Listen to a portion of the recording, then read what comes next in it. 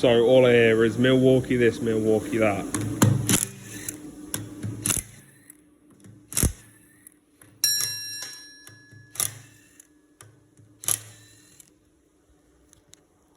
Change the setting a sec.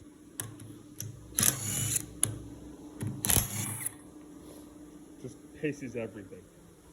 This will undo wheel nuts from a rusty as fuck, fan out, load all.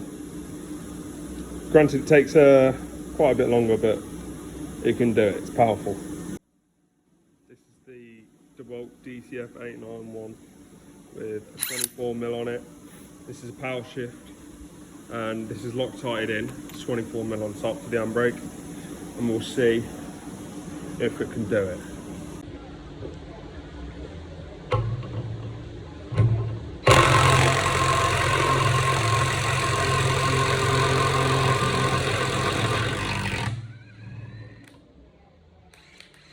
Boom.